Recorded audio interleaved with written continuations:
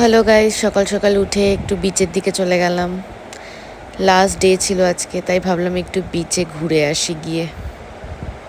So আজকে আমাদের last day, কালকে বেরিয়ে যাব, তাই একটু বিচে এসে বসে রয়েছি। আর প্রচণ্ড রোদ, তাই ছাতা নিয়ে বসে আছি। স্নান করব ভাবছি, বাট একটু রোদটা কমলে। এত রোদে স্নান করলে আমাকে আর খুঁজে পাওয়া যাবে না, এই জামার মতন কালো হয়ে যাবো আমিও। তো স্নান তো করতে গেলাম না বিচে, তো কি করব, দুপুরবেলা একটুখানি জমিয়ে পেট পুজোই করে নিলাম। একটা রেস্টুরেন্ট ছিল সপ্তপদী, ওখানে গিয়ে সুন্দর সুন্দর খাবার খেয়ে চলে এলাম। তাই আমরা একটু শপিং করতে বেরিয়েছি, অনেক কিছু কিনেও ফেলেছি। দেখি বিকু, দেখি ওগুলো কি কি কিনেছি। অনেক কিছু কিনেছি, ধর। সো গাইস, চলো রেডি হয়ে গেছি। এখন বাজে দেখো কটা বাজে, আমাদের 5:45 ট্রেন আছে সকালে। তো চলো উঠে রেডি হয়ে গেলাম, যাওয়া যাক বাড়ি। তো সকাল সকাল উঠে রেডি হয়ে বেরিয়ে পড়েছি। আর সকালবেলার ওয়েদারটাও খুব সুন্দর লাগছিল, মানে আকাশটা দেখো কি সুন্দর লাগছে দেখতে। তো যাচ্ছি আমরা স্টেশনের দিকে। ফাইনালি আমরা ট্রেনে উঠে গেছি, ট্রেন ছেড়েও দিয়েছে, বসে পড়েছি সবাই। কি হলো, চলো এবার বাড়ি যাওয়া যাক, হলো অনেক দিন। ব্রেকফাস্ট দিয়ে দিয়েছে ট্রেন থেকে,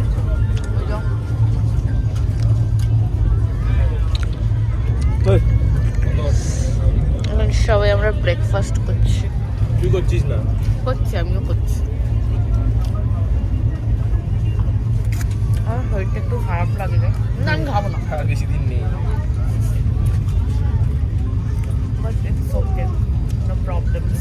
বাড়ি যাবো, শুয়ে পড়বো। লাঞ্চ দিয়ে গেছে, লাঞ্চ করছি এখন। অলমোস্ট শেষ হয়ে এসছে লাঞ্চ, ঘুম থেকে উঠেই খেতে বসে গেছি। খড়গপুর প্রায় চলে এসেছি, আর 2-2.5 ঘন্টা লাগবে পৌঁছে যাব। সো ফাইনালি হাওড়ায় ল্যান্ড করে গেছি। আমি হাওড়া ব্রিজ দেখতে পেয়ে গেছি, তো প্রচণ্ড খুশি হয়ে গেছি কলকাতায় এসে। তো চলো বাড়ি যাওয়া যাক। Hi friends, good morning. এখন বাজে সকাল 10টা। তো রেডি হয়ে বেরিয়ে পড়েছি। আজকে হচ্ছে মামার বৌভাত, সেই জন্য আবার সকালবেলা যাচ্ছি, আমি আর ভাই যাচ্ছি। তো তারপর এখানে ভাত কাপড়ের অনুষ্ঠান শুরু হয়ে গেছে। তো এখন ভাত কাপড় দেওয়ার পালা মামিকে, তো সেটাই মামার হাতে দেওয়া হয়েছে। তো এখন সবাই বলতে বলছে যে যেটা বলে সারা জীবনে ভাত কাপড়ের দায়িত্ব নিলাম, সেটাই।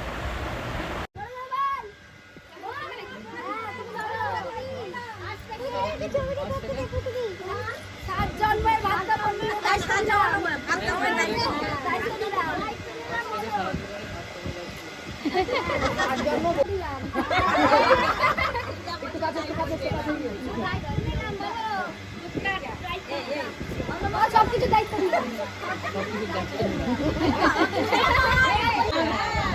বাবা মানে কি না না আশীর্বাদ কর। এবার কি কর,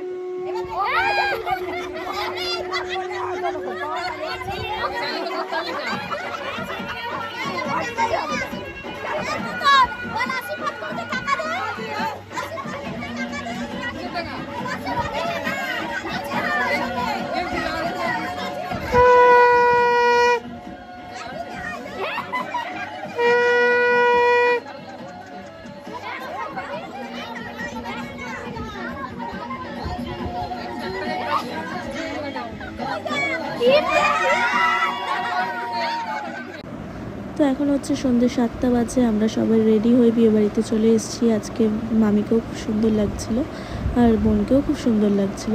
ওকে সেই জন্য বললাম একটু ভালো করে ভিডিও করে দে, আমাকেও দেখা কেমন লাগছে, সেটাই করছিল। তো আজকে আমি শাড়ি পরেছি, এটা হচ্ছে সায়নীর শাড়ি। এখন কোল্ড ড্রিঙ্কস চুরি করবো আমরা।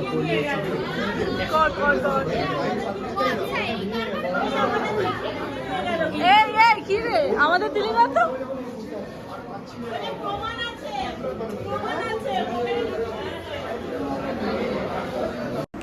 তো এখানে স্টার্টারে ছিল বেবিকর্ন, চিকেন পকোড়া, আম পান্না, ফুচকা, সব কিছুই ছিল।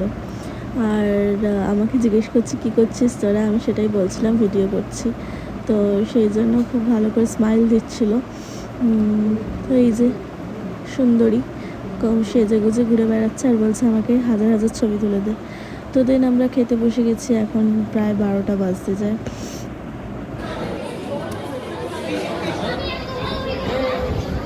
ব্লগিং চ্যানেলে ছাড়বো, ঠিক আছে? অমিত আর গঙ্গার বিয়ে। আরে পরে বলবো, আরে নামটা তো বলতে হবে না, এটা প্রমোশন হচ্ছে, বোঝ ব্যাপারটা কি হচ্ছে, প্রমোশন। কি খাবার দাবারগুলো দেখো, খাবার দাবারগুলো দেখতেই পাচ্ছ, আজকের মেনু আমরা খাবো, আমাদের দেখাবো কি পনির পসিন্দা, তারপরে স্যালাড, সস, বেবি নান, ডাল মাখানি। কুতুব মিনার মাঝখানে চলে আসছে, কি আসছে? কুতুব মিনার সব কটা বেকা বেকা দেয়।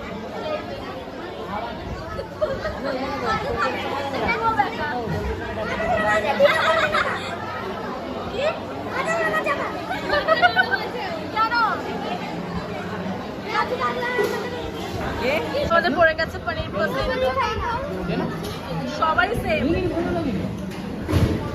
করে চলে এসেছি আমাদের এই সব। কি জানো এটা? বেবি নান। বেবি নান আর ডাল মাখানি।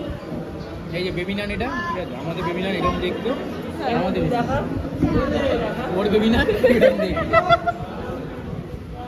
এটা কার পেছন? ক্রিয়েটিভিটি বেবি নান এরকম দেখতো, এটা বেবি নান মনে হচ্ছে না, আমি বুঝতে পারছি তোমরা কি ভাবছো। বেবি বেগুন। নটি নটি তারপরে চলে এসেছি আমাদের ভাত আর এই যে দই কাতলা। এটা কেউ নেই।